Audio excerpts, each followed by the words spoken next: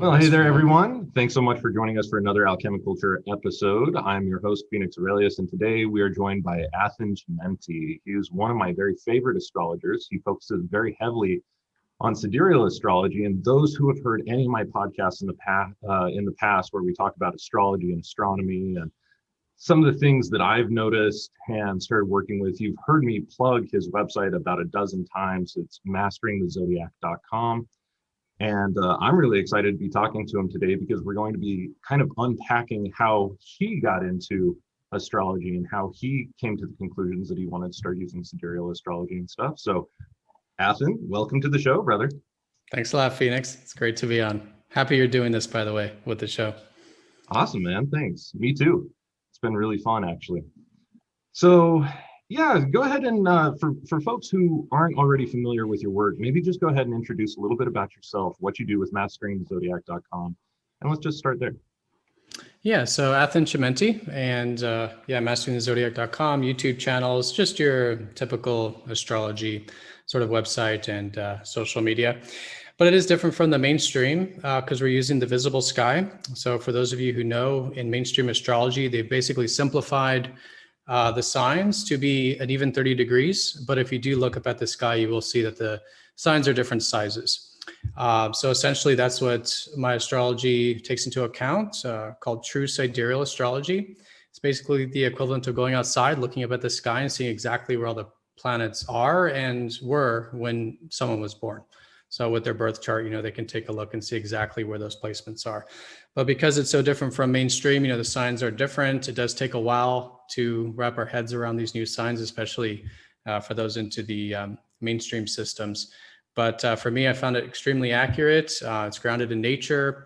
I think this is what we've been doing for tens, if not hundreds of thousands of years, is using the visible sky up until fairly recently. I mean, in the larger sense, we started using the simplified version about 4,000 or 5,000 years ago. So yeah, for me, it's no brainer for me. It's been great. A lot of my, clients have seen that the results in the work as well, and very happy to have this opportunity to bring something new to the, astrological community. Yeah, that's awesome. And for those who don't know, I'm also a student of Athens. He's got an absolutely fantastic course for those of you who want to learn about sidereal astrology and how to be able to perform it, and what calculations to use and what software is preferred and different types of things like that. And that has been the single biggest game changer in the calculations that I've been using in the laboratory as well as for my medical astrological practice. I also find that it's probably the most accurate system that I've been able to find since. And with the exception of void of course times, it matches perfectly to IAUU data, or International Astronomical Union data. So that's what's pretty cool. Now, there is a technicality there. There is slight differences between International Astronomical Union data and your data. Is that right, Athen? Yeah, it's actually quite significant, actually. So it can vary by quite a few degrees. So the IAU, it's important to keep in mind that their intention, so basically, it's an astronomical union, not right, an astrological one. So their intention for doing that wasn't to use it with astrology. And another way of saying it is their intention wasn't to line it up with the ecliptic. Because with astrology, we're concerned with everything along the ecliptic, which is the path of the sun and the other planets. So whenever a planet's in a certain sign, that's what we're looking at is relative, to the ecliptic. With the IAU being astronomical, their intention was to simply give some sizes to the different constellations for more of just the whole sky and pretty much all the constellations, not just the zodiac. So they're not referencing the actual ecliptic. And so that's why there can be such differences in degrees. So if you do compare like the IAU with, say, like some planetarium software or visibly looking at it with a telescope, you will see quite a change between those two. Ah, that's really good to know. Yeah. So yeah, with that being said, I usually notice like there's like 5 to 7 degree difference in some of the things, but I haven't noticed it being that much bigger. And like I said, when I'm looking at things with the telescope, I'm seeing things with the exception of midpoint of where does a constellation end and where does it begin. But usually, like I said, it's like at max 5 to 7 degree difference. So it doesn't seem to be that big on my That's your calculation. Yeah, if few degrees. For me, that's huge because that makes such a large difference. But yeah, it's just a matter of a few degrees difference. Yeah. Cool. So yeah, let's, one of the things that I've been most interested in is how did you get started with astrology? Like what's your personal story behind all of that? Well, so if I go way back, always been into psychology. Went to study psychology. That didn't interest me. It was too, I don't know, medical, mainstream, whatever you want to call it. Not Right. weird enough for me, I guess. And and then so I was always into philosophy as well. If you were to ask me when I was very young, like what I wanted to be, I would say I want to be a philosopher. But currently that outside of academia, obviously there's philosophers that can write and publish, but to me, it just didn't seem like, at least for me, like a feasible, path to take there. So just kind of messed around a little bit, was in the Navy for a while, did some business stuff for a while. And then in my late 20s, I started to get into personal development quite heavily. And it started with meditation with Eckhart Tolle. And, up until that point, I was an extremely objective person. Like I was always interested in astrology, but I didn't really believe it because I'd never used it. But, it just didn't make sense for that sort of objective view. But as I started to meditate, I came to what you could call a spiritual awakening, where it's just with months of just being at peace and present and, just being from there, things just got a lot clearer. And my mind just, you could say, did like a reset. And then I started to expand my perception to a lot more possibilities, because it's through those meditations that I got to be aware of so much more than just the five senses, that science or the objective mind could verify. So, so with that, I started getting interested in this sort of stuff, all kinds of occult stuff, tarot. I mean, you name it, I was into it. But, astrology really stood out to me the most because it did satiate that sort of objective part of my personality. Because with the other mediums, like, if you're talking spirituality in general, there's not a whole lot that's very scientific. I'm not saying it's not or it can't be, but in terms of astrology, it's very verifiable, very cyclical. It's a timing thing. It's very, scientific in that sense. So that really interested me. I started getting into it more so, was doing it for myself, and then started making YouTube videos. And one thing led to another through questions, people being interested in the work, and then it just kind of snowballed from there. But I did start with the mainstream, and it wasn't until it really clicked. Like I always knew there was this sidereal Vedic system, which was different, but it never really clicked until I actually visibly looked up at the sky using the smartphone. So they have those apps now where you can hold it up, and there was a full moon in Gemini, I think they said, in the mainstream. And so I went to go check it, verify it, and it was in Taurus. And it just really clicked, that the systems are very different. So at that point, I shifted from the Western, the tropical system, slowly into the true sidereal system from there. Yeah, I would like to actually unpack that a little bit, because I'm not sure if you knew this. I think maybe in some of our personal conversations I've mentioned this to you, but in 2014 and 2015, I held a spagyric medical astrology research program. What I did was I took on dozens and dozens of clients, and I would calculate their natal charts, find out exactly where the positions of the natal charts were, and then I would calculate for the month ahead of where we were at, all of the positions of the stars, and calculate what day or days there would be inherent risks to basically see where there might be astral predispositions for disease or conditions or arthritis to flare up or other different types of things like that. And I was also working with tropical astrology at the time when I started that. And then what I would do based on that is I would actually formulate spagyric tinctures to be able to abate things for that entire month ahead. So on the first of the month, they would get all of the, get a package of all of their spagyric tinctures to take and a regimen of when to take them. And we had decent accuracy. Like, I think if this were like a controlled medical study, a lot of people would be like, yeah, 60s to 70% accuracy was actually pretty good. But for me, it was like, either there's other things that I don't understand or I'm not looking at this properly. And so just out of curiosity, I started taking the Vedic system.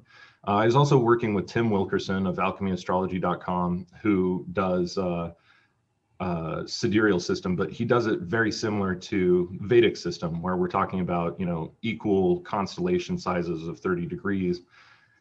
And he was like, yeah, I took all my lab notes over the past 30 years and the times and the dates that I was performing my lab work, and did the Frater Alberta style lab count to determine whether there were positive or negative effects in the lab for me. And then what I did was convert all of those to the sidereal times, and all of the discrepancies that I had in my notes suddenly made sense. He was able to see a clear pattern. It's like, well, maybe I shouldn't have done that. So listening to him, I ended up changing to Vedic astrology, and suddenly, like, we literally had a jump from about 67% to 85 to 87% accuracy in terms of eliminating effects that people might be having. So I felt like that was really awesome. But then I started practicing astronomy and looking at the sky. And when I'd look up, sometimes, say planet of Jupiter or whatever, the constellation behind it would be Virgo, but it was telling me in my chart that maybe it's like in Libra or something. And so by that, I was like, this can't be right.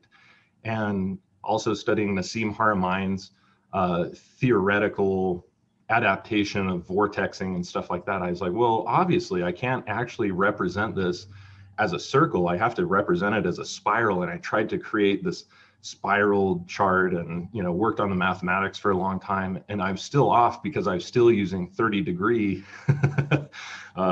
constellation sizes. And so that was really hard, especially in the context of a spiral. So for me, until I found your work, I was just sitting there puzzling over mathematics and trying to match what I could see from my topographical location into the sky to what I would be able to calculate with different programs. And there wasn't a lot of consistency there. So I'm interested what your breakthrough was. How did you go from tropical astrology to sidereal astrology, and what did your transition look like? Yeah, very similar. So yeah, I went to the Vedic first. So after that, really aha moments with visibly seeing it. I started exploring the Vedic, but then I, realized that those are the even 30 degrees as well.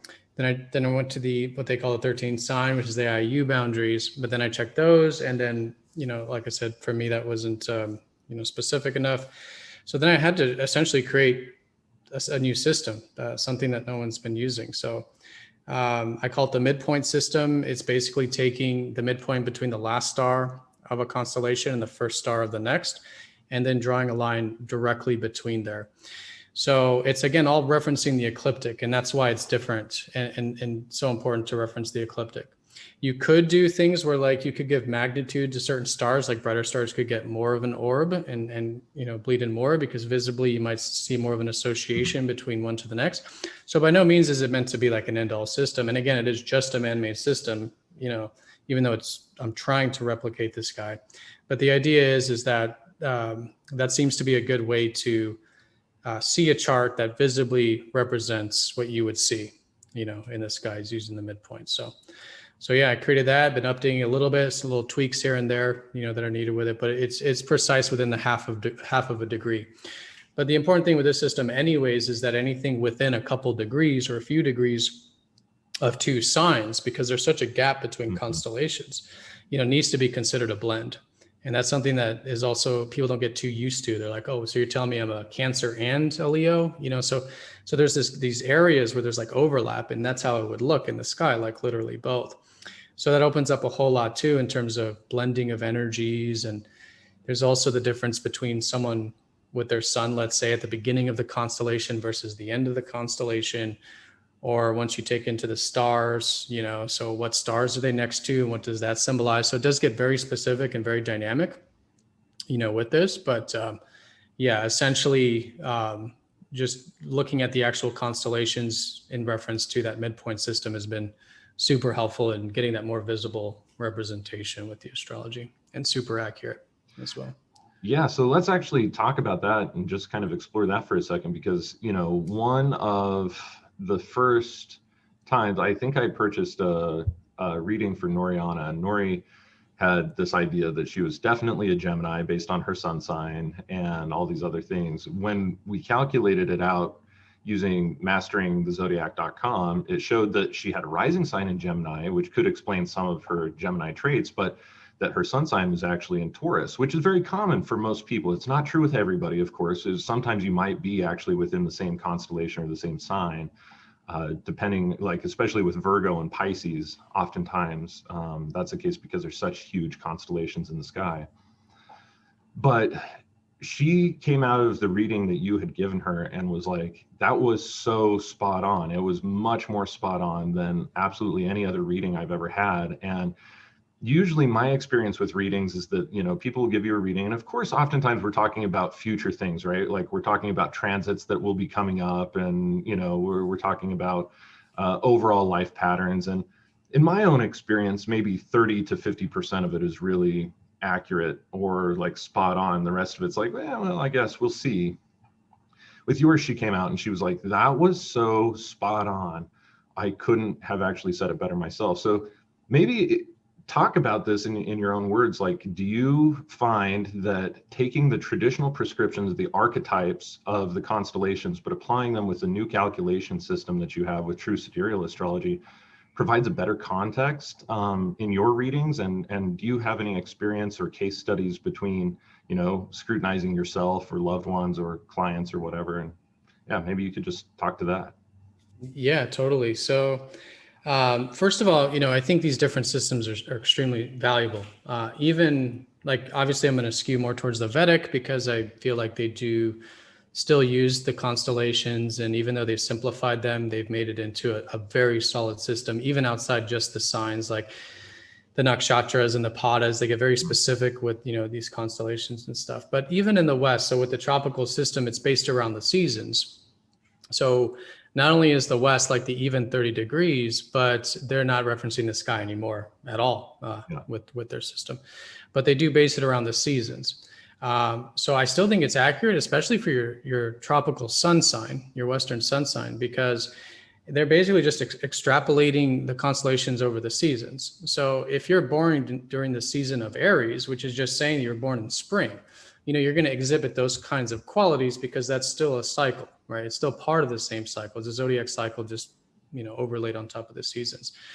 So I call these derivative charts. So they're essentially charts that are created from what I consider the essential chart. I believe the true sidereal or some equivalent of that is the essential chart.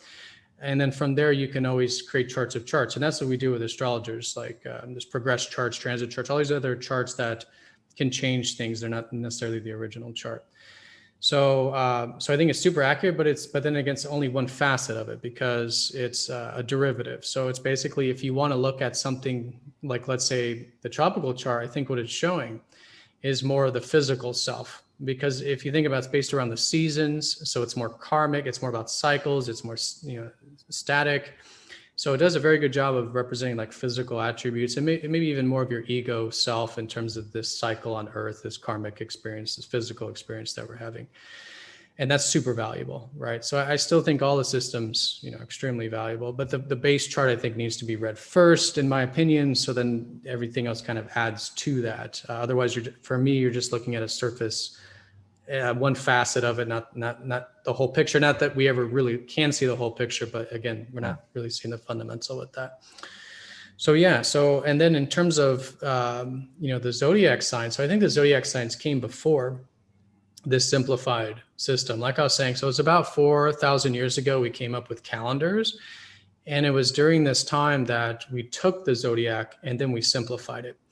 And it made sense for calendars because, and clocks and time just in general, because you don't want like 1 o'clock to be longer than 2 o'clock, for example, or whatever, right? So it made sense to simplify everything into the 12 and easily divisible and all this. But I think where they got the signs from, almost obviously to me, was from the actual size of the constellation. So I think prior to that, we were using the visible sky, and then we adjusted it to make it into a calendar or a clock. And I think that's what the intention was. I don't think their intention was to necessarily use it for astrological purposes at that time. I think it was strictly for timing of things like seasons, you know. Right. So So yeah, so where the constellations come from, again, I think it comes from the visible sky, and I think that the constellations are a man-made phenomenon. Like if you look at Leo, like why is it a lion and not like a bear or a dog or even a human or whatever? Like they're just dots in the sky. Like you can make them into whatever. Oh, yeah. Totally. So I think prior to that is that we were noticing certain events are happening at certain times. So when the sun was within a certain part of the sky, certain things happen. And then from there, we said, okay, so it's this time. And so these star clusters, we're going to say it's Leo because that's prideful. And so whenever the sun's in front of this part of the sky, there's a lot of pride, a lot of self-expression, creativity, these kinds of things. So they gave it the lion sort of figure. But this is, again, because what was represented from the physical experiences. So I think that's why they were created. That's why they were given those certain sizes, in terms of those time periods and how long we were experiencing those energies at those times, not the other way around. Like, I don't think that objectively you look at Leo and it's like obviously a lion. And Right. from there, it's, we're having, it's like, it's not that they're affecting us in any way. We're just part of this cycle. And we gave the parts of the sky these certain figures to represent that energy that we're experiencing, at that time. That's a really fascinating concept. And, this is something that actually I would like to study more about. I do have some books on it, haven't really unpacked them quite as much as I would like, maybe flipping through the pages. One thing that's interesting, though, that came up for me while you were talking about that is that in the Irish language, the actual constellation name for Leo is Cu, C-U with an accent over it. Cu actually means hound. So in certain cultures, and like one cool thing that I've noticed in Canada, they have this great astronomical constellation comparison at one of their museums, and I forget where it is. Most likely in Ontario, but I'm not absolutely certain. It could equally be in Alberta or whatever. But there is a museum there that takes First Nation people's star stories and star maps and stuff like that, and also shows the comparison to traditional Western, which, if I'm not mistaken, most of that comes from the Greco-Roman tradition, actually, of the zodiac signs coming to us the way that they have, because even the Egyptians kind of looked at them differently. So that's a really fascinating thing. Do you think, have you studied anything about like the way that the constellations appeared, or the archetypal energies that different cultures besides those that were kind of born out of or adopted the Greco-Roman tradition have looked at these archetypes before? Yeah, it's really tough, right? Because so long ago, and it was basically during the invention of writing and, putting things into some sort of concrete or scientific form, was the same time that these zodiac signs, we know they're there because it was at the time of writing, for example. So to get before that is extremely difficult. But from what I can understand is, it seems like, at least from my research, most, if not, I won't say all, but I would say almost certainly the vast majority of civilizations agree on the actual size. So for example, like the Egyptians didn't call Cancer the crab, they considered it the scarab beetle. Or some would say that Scorpio is not a scorpion, but an eagle. Yeah.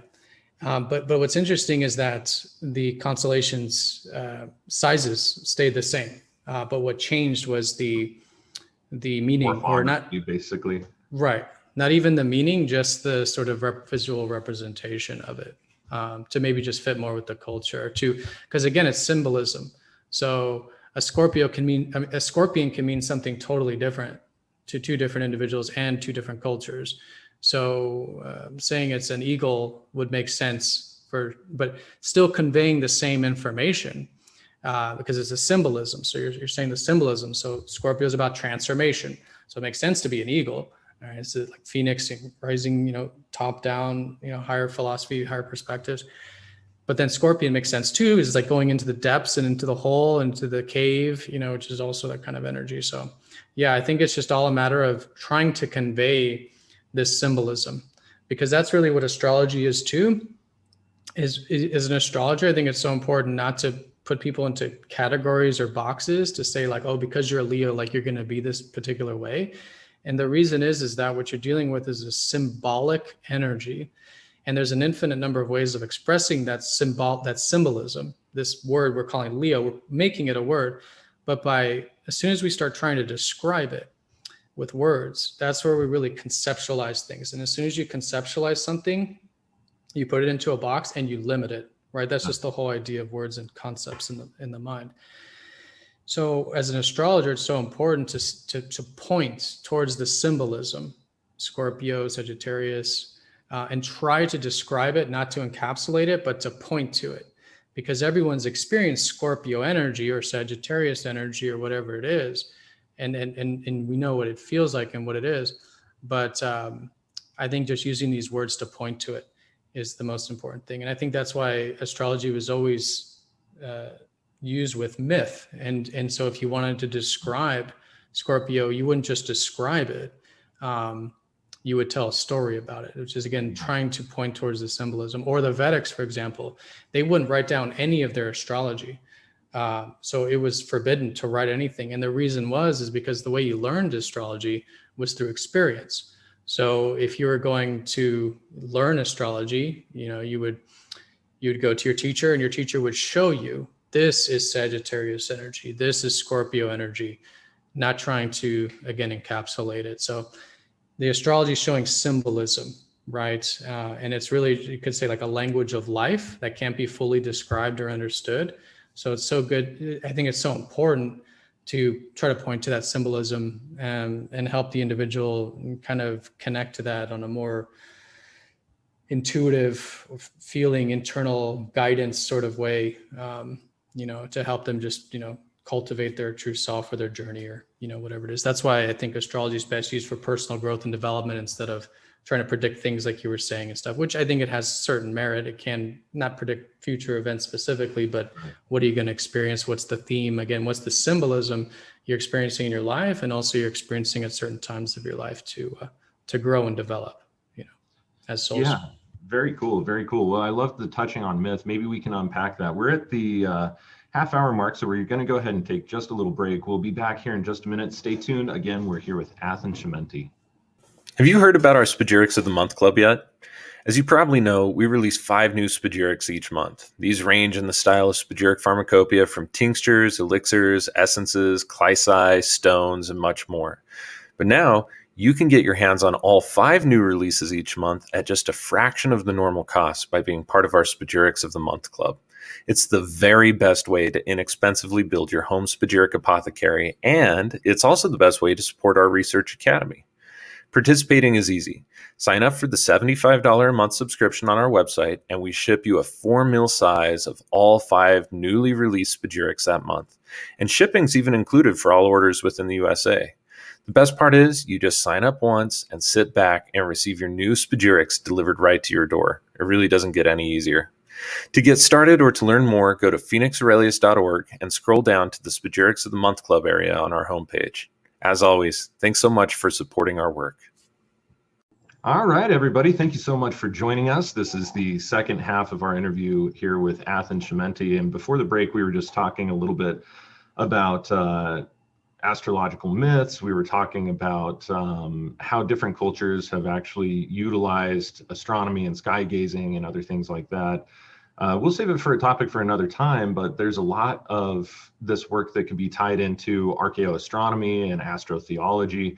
Archaeoastronomy, of course, being the science where different archaeological remains, especially megalithic structures, are aligned to different stars and things like that. Of course, things like Stonehenge, Newgrange, etc., especially all of the monuments in the Boyne Valley in Ireland. But they're scattered all over the world, really, so it's not just a European phenomenon. Things like that are part of the archaeoastronomy. And then, of course, we have astrotheology, which we just kind of briefly touched on, which is where different astronomical bodies and different constellations and so on and so forth, when watching them, you could, in order to describe their archetypal energy, be able to create an elucidated story to be able to personify what it is that you're seeing, what archetypal energies are there. And so there is some evidence that many of the world's theological traditions kind of stem from that, or have a huge basis in these original tales and especially I'm speaking from the Irish tradition, being Irish Druid myself, where these get recapitulated time over time over time over time, so that you have multiple different characters corresponding to the same planets, but coming in constellation into contact with different constellations and so on and so forth. So I think this is really interesting. But let's fast forward to today. Today we're using astrology primarily for a way to help understand ourselves a little bit more in our own psyches, as well as to possibly plan for upcoming events and what the quote unquote astral flow or astronomical flow of events might naturally be lending towards. And a lot of that is a transit science. Am I correct in saying that? I think so. Yeah. Yeah, I think so. I don't know what the term would be, but astrology, predictive astrology is what we call it. Yeah. Sure. So with predictive astrology, maybe you could chat with us a little bit more about what that looks like to you. Like, do you plan your own life and your own travels and other things like that using astronomical patterns, and what does that look like for you? Yeah. Not to the extent where I'm like I said, making it so precise to where I think something will happen in the future, and so I might want to avoid it or expect it. But definitely in terms of like the weather. So I like to think of predictive astrology as like you're able to see what the weather is. So let's say like when the moon's in Scorpio, so we're talking about, so the deeper energy, you're going to experience again that symbolism in your life. And so certain time periods, so when the moon's in Scorpio, it benefits certain things. And so it's a great time for research, great time for psychology, for medicine, healing, all that Scorpio kind of stuff. So I plan it in that way that it's like as if it was raining outside, that might favor staying at home reading a book. If it's sunny, I might go to the park. Same thing with the astrology. What's the weather? What's the theme? And then more importantly is it helps me work with that time period in a way that's in more flow with that time. So flow, not just in the productive sense, but also in the spiritual sense, right? There's yin time, there's yang time. There's also the lunar cycle. And so it's just being a little bit more in tune to nature is the way I would sort of classify it. The natural cycles. Yeah. Absolutely. So, within the context of the especially like personology, or the practice of kind of like astronomical or astrological psychology, do you take a look and still apply, the fixed cardinal mutable correlations, and each of the constellations has at least one affinity to a single element? Yeah, I do. So yeah, and it's traditional for me. Like I just stick to the fundamentals. It seems to work very well. So your earth, air, fire, water, type of thing, and then the mutable signs, so the cardinal and stuff. And that seems to be like the sort of elements, the fundamentals, the building blocks.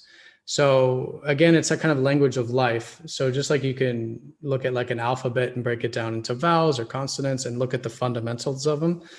Same thing with the symbolic signs. So, for example, Sagittarius being fire immutable, it's the only fire immutable. Scorpio being fixed water, it's only fixed water. So you have, the 4 elements, the 3 modalities, and then you combine those together, you get 12. So it's basically like the building blocks. So if you understand the building blocks of what fire is, which is like passion and self-expression and free-spirited energy, you can understand all the fire signs, but then add the mutability to, or, the sort of mutability to it, or whatever it is, like in Sagittarius, then you've got that extra element. So it's the, the free spirit is Sagittarius. So it's the fire, it's the spirit, and then mutability is open-minded, is changing, flexible. And so just by those 2 fundamentals with the elements, you can pretty much, again, point towards that sign or get everything you need to know about that sign. You don't even need to know all the sort of words that we can use to describe Sagittarius as much as, okay, if you know it's fire, it's mutable, then that's it. Anything that is flexible and passionate, you pretty much describing Sagittarius. So I think that's the most important thing is the building blocks, understanding the fundamentals, almost like alchemy in that sense. Yeah. Yeah. In fact, historically, alchemy has certain process prescriptions, so to speak, to each of the different zodiac signs. So, like for instance, you might have fixation being with Scorpio, because if we were to say that it's a water sign and that it's fixed. What does fixed water look like in the natural world? Well, that looks like ice, right? It's as fixed as it can possibly be. And so it might be cold, it might be solid, but it has all these beautiful patterns inside of it. You can see through it. There's a lot of really interesting properties about ice that you don't necessarily get with liquid water or with vaporous water. And the same thing, like, principles of distillation, where you would have volatile water. That's it in its vaporous form. Whereas mutable might be just in water form, because some of it's always vaporizing. The absence of heat will cause it to condense into ice. And then, of course, you have that watery form. So yeah, we're constantly taking a look at different archetypes like that and how they might assist in the work. And traditionally, most of that, and same within biodynamic gardening and within my Alchemi-Culture method as well, tend to work with the moon being in these particular constellations, because that seems to really have a massive effect on the growth and the life cycles of different biological organisms, everything from microbes to plants to people. And I've also charted hormones and neurotransmitters, or basically the endocrine system, the neurological system. They all kind of abide by this particular flow of moon and constellation energy. So I think that's really fascinating. One question that I've always had, though, Athen, and I'm interested what your take is on this, is how do you classify Ophiuchus? I believe it's shared energy with Scorpio.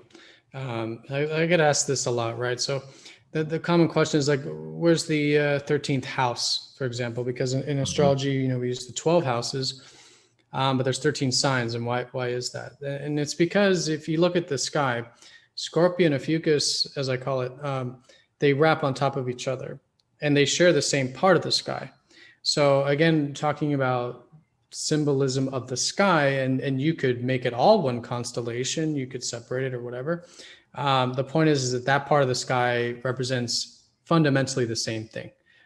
So for Ophiuchus, it would be fixed water, is the way I classify it, but some call it ether, other things, again, pointing to it is the important thing. But like we were saying, there's different energies at different areas of within that part of the sky. So I call it the 8th house part of the sky because it's associated with the 8th house. It's the same house, same area, all deal with depth, deep transformation, healing. But just like you can take the beginning of a constellation and it means something different from the later part of a constellation, it's the same way with Scorpio and Ophiuchus. So Scorpio is the beginning, in the direction that the planets move. First, they go through Scorpio, which is first you become aware of the deeper dimensions. And then with Ophiuchus, you literally work with them. So that's the healer archetype, actually working with the redeemer, the healer, working with these deeper shadow elements of life. So I see it as a higher octave, you could say, from Scorpio, but fundamentally representing the same energy. And it's very interesting too that the galactic center is at the very end of Ophiuchus. Yeah. And so, that's the center of the galaxy that's drawing in all of this light and energy. And that's void energy. That's very strong yin energy, right? And then every once in a while, every galaxy will have that gamma ray burst, or any black hole will have that gamma ray burst. So it's drawing in all this energy. And so it's about yin, it's about releasing, it's about letting go. And then that transformation process, that gamma ray burst, so to speak, that I think Ophiuchus really symbolizes, that Scorpio may not have, because again, Ophiuchus is tied much more to the galactic center, for example. Yeah. Wow, that's really fascinating. From a lab work perspective, there's this entire concept called the archeus of water. Are you familiar with this? Have I ever talked with you about this? So in alchemical lab practice, you might actually really enjoy this because it's so astronomical, but there's a practice called the archeus of water, and there's several different ways of creating it. But the concept is that the alchemical principle of sulfur, which corresponds to the soul, is the highest and most volatile vibration. So we would call this like the volatile aspect, or cardinal aspect would be the astrological term for this. And then you have your fixed terms, which that's pretty much the same all the way throughout alchemy and astrology. But in alchemy, we also have the term called salt, and anything that is salt corresponds to the body and it's fixed. And then mutable is what we would call mercury. Okay, so what we do is we take a quantity of rainwater or collected dew water, let's say 1,000 milliliters, okay? And we ferment it. And basically, have you ever fermented kombucha or anything, Athen? Mm-hmm. Yeah, so that's called an aerobic fermentation. We basically just set a cloth over it to prevent dust and debris from dirtying our water and let it naturally ferment aerobically for a while. And what you end up seeing is that there's all of these weird particles that start to float in the water. If you can leave it for 1 year, great. If you could leave it for 5 years, even better. The longer you ferment it, the better.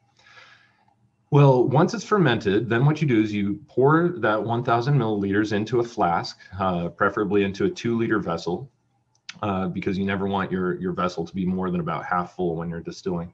And then you distill it. Now, there are some discrepancies on how this happens, but I'll describe one of the basic and most accessible ways. Is that first, we do what's called an elemental fractionalization, meaning that we're going to distill out the 4 elements. And in theory, that means that the first 250 milliliters that comes over belongs to fire, then the next belongs to air, then the next belongs to water, and finally, the last belongs to earth. But what's left over in your boiling flask, if you don't distill it to a dryness, which you're not supposed to, is just a tiny bit of water with all of that microbial life. And that microbial life is called the gur, okay? And we set that aside. And then what we do is we take that fire fraction and now we distill it into its cardinal, mutable, and fixed components, or what we call the sulfur, mercury, and salt.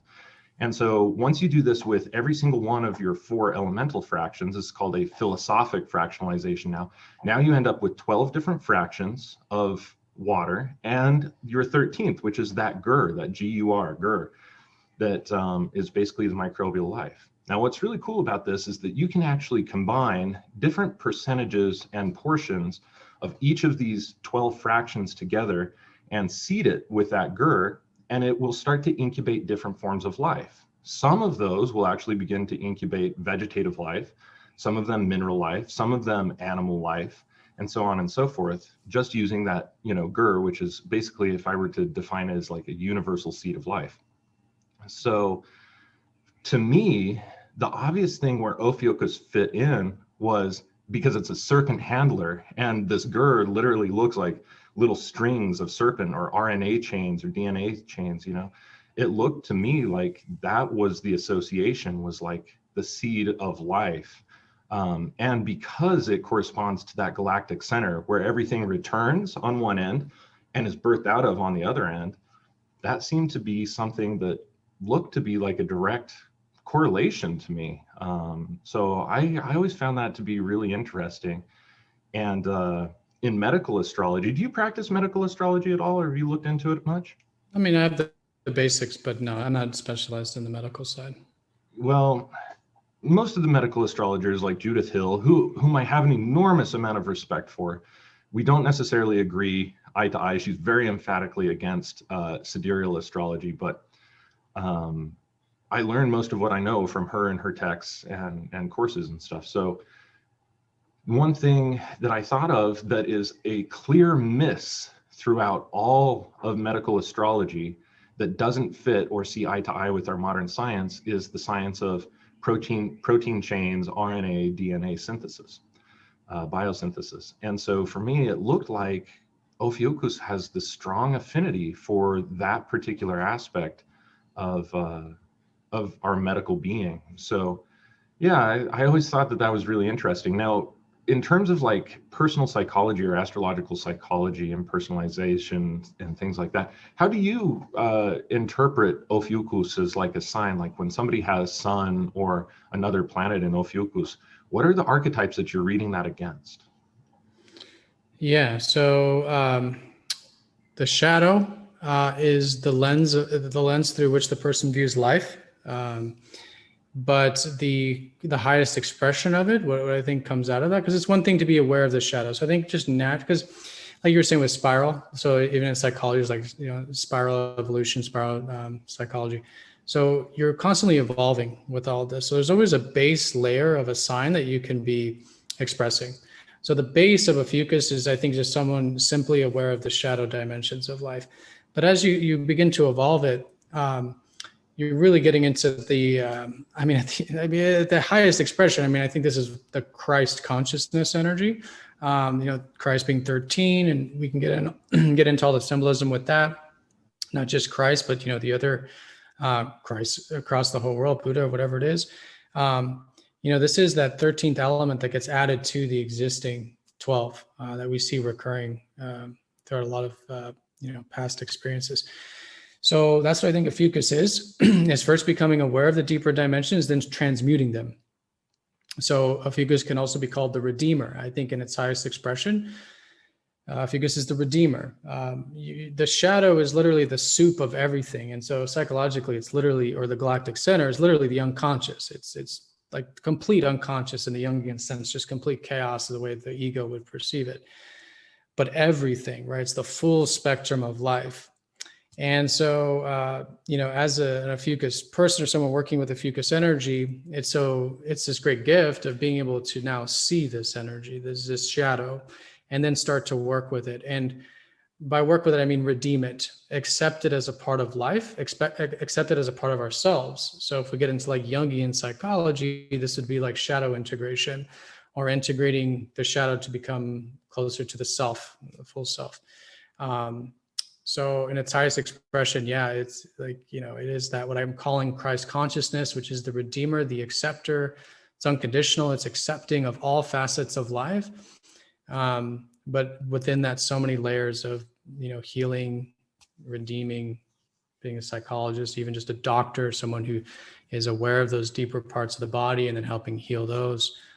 So many facets can be expressed through that, but I would say the Redeemer is probably the highest octave. Wow, that's really cool. That's really fascinating, actually.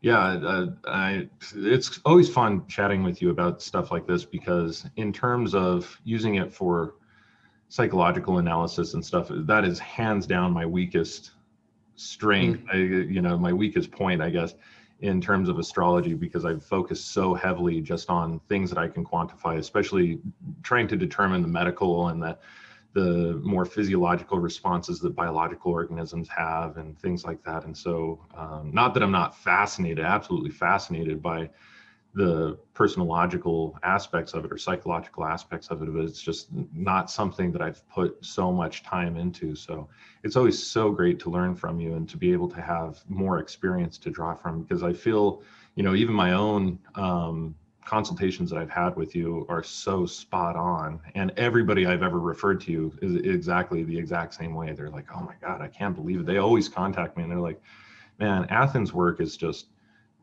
head and shoulders above the rest. I don't mean to be making you blush there, but no, I really appreciate that. I really do value. Yeah, I'm happy you expressed that, and it makes me feel very good to hear that, because I put a lot of work and time into this system, and helping people, and it means a lot when it helps people essentially become clearer on their life and really confirm things. And what I get a lot too from my clients is that conviction. They have a greater conviction in themselves and greater confirmation of who they are and what they're doing, because that's what I think astrology is best for, is merely confirming, not telling us anything we don't already know about ourselves, but to confirm and sift away all the mind and ego and emotional stuff to get to that core self. So when I hear, people who feel more confirmation from the readings and it's accurate, it does mean a lot. Yeah. That's really good. I'm really glad to hear that. And I'm glad that you're around to help so many people. Now, I know that we're coming upon the last few minutes of our interview. I want to spend the rest of this time kind of talking about where people can find you and different things that you have going on. One thing I want to turn everybody on to is the course that you offer. Maybe you could talk just a little bit about that. Yeah, so for those interested in learning astrology, so I have video courses and one-on-one courses, and it goes through the whole basic level. So if you don't, if you're just coming from the very basics, that's what it's designed for, from the basics all the way to the advanced studies of astrology. But so that's the video course. But of course, with the one-on-one sessions, it starts with wherever the person's coming from. So if they already have a moderate or intermediate understanding of astrology, then we sort of build on that. But it goes all the way from birth chart analysis to getting, again, where all the planets were when someone was born, how to read that, look at the most important components first, and then sort of build upon those, reading aspects, signs, strength, modalities, all this stuff. And then after that's the predictive. And then the predictive is predicting that weather sort of energy. So it's the full spectrum It's 8 lessons in the video course, and then 8 sessions with the one-on-one course gets you up to that higher end of the intermediate level of astrology. That's brilliant. And then are you still also offering consultation work as well and doing readings for people? Yep, still doing readings, MP3 readings for recorded if you just want to listen back. And then also, of course, the one-on-one as well, where you get to ask questions and engage with me and try to figure some things out about your true self and your life path and some of the astrological events for the year coming up. That's awesome. I'd like to let all of our listeners know that we do actually earn a small portion of referral sales for everybody who gets directed to Athen if you use masteringthezodiac.com/Phoenix/. That does help to support the Alchemi-Culture mission and all of our work and research here at the Phoenix Aurelius Research Academy. So if you'd like to use that, definitely feel free. But Athen, on your website on masteringthezodiac.com, you have tons of different resources for people, right? Like you have videos where you've broken down and explained why sidereal astrology is different, how it differs from tropical astrology, and so on and so forth. You have a chart calculator on the website. You've got lots of other sources. Is there anything else about your website that you would like to let listeners know about right now? Yeah. Just check out that birth chart calculator. We'll first start with the signs. I would say just start with your sun sign. And so we have a list of all the sun sign dates, and you'll see what your true sidereal sun is. Read that in the context of the lens through which you view life, how you view life, and also how you express yourself. That's the sun. There's, of course, all these other planets which represent the other facets of your being, but reading the sun from that context, see if that's accurate. And then use the chart calculator, type in your birth details, and you'll see the actual chart. And there's resources there, videos to help you read the chart and understand more about the signs and all this. So it's all at masteringthezodiac.com, where you can get all those resources. Also the YouTube channel, Mastering the Zodiac, by the same name. Brilliant. Cool. Well, Athen, thank you so much for joining us today. I feel like we literally just kind of scraped the surface of different things we could talk about. We'd love to have you back on again sometime soon, if you're open to it, of course. And yeah, just again, thank you so much for all of your time, all of your wisdom, and all of the years of expertise that's led to this moment. Oh, thank you, Phoenix. Yeah, it's been great to be on. I'd love to be back. It's a lot of fun. Thank you again for everything. Thanks so much. All right, everybody. Thank you for joining us for this episode of Alchemi-Culture. Again, I'm your host, Phoenix Aurelius. Thank you so much for listening and joining us. If you like this, be sure to subscribe, like, share it with your friends, share it on the socials, and be sure to let people know about the work that we're doing here. All of this, all of the research that we do, and all of these guests, these are all free things that we do to be able to try and disseminate information out, and you sharing it and helping people just become aware of it helps to increase our awareness and thereby increase our funding, which allows us to perpetuate more of this information. So again, thank you guys so much. Have a great one.